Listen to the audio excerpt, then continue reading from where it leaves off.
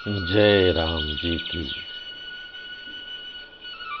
श्री वाल्मीकि रामायण उत्तरकांड 50वां सर्ग। लक्ष्मण और सुमंत्र जी की बातचीत। मिथिलेश कुमारी सीता का मुनि के आश्रम में प्रवेश हो गया। यह देखकर लक्ष्मण मन ही मन बहुत दुखी हुए। उन्हें घोर संताप हुआ। उस समय महातेजस्वी लक्ष्मण मंत्रणा में सहायता देने वाले अपने सारथी सुमंत्र से बोले, सूत, देखो तो सही, श्री राम की अभी से सीता जी के विरह जनित संताप का कष्ट भोगना पड़ रहा है। भला श्री रघुनाथ जी को इससे बढ़कर दुख क्या होगा कि उन्हें अपनी पवित्र आचरण वाली धर्म पत्नी जनक किशोरी सीता जी का परित्याग करना पड़ा।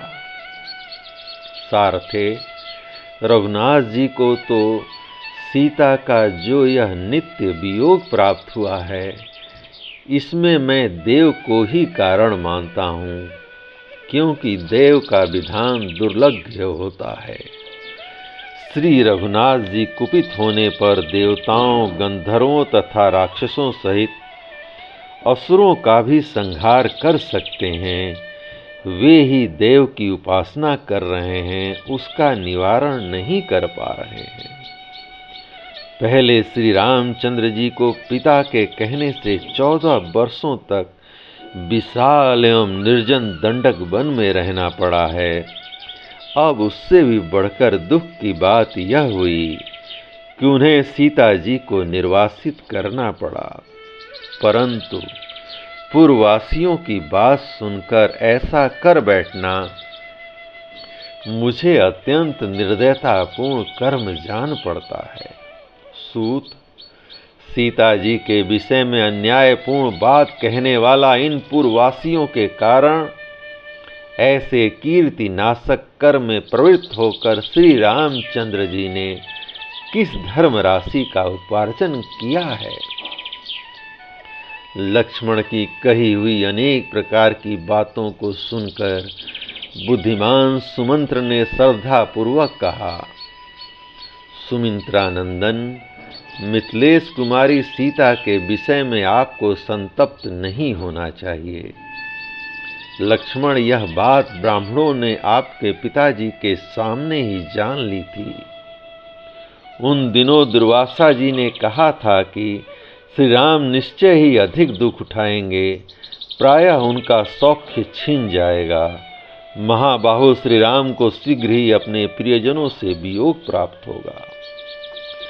सुमित्रा कुमार, धर्मात्मा महापुरुष श्री राम दीर्घ काल बीतते बीतते तुमको, मिथिलेश कुमारी को तथा भरत और शत्रुघ्न को भी त्याग देंगे। दुर्वासा ने जो बात कही थी उसे महाराज दशरथ ने तुमसे, शत्रुघ्न से और भरत से भी कहने की मनाही कर दी थी। नरश्रेष्ठ, दुर्वासा मुनि ने बहुत बड़े जन समुदाय के समीप मेरे समक्ष तथा महर्षि वशिष्ठ के निकट यह बात कही थी।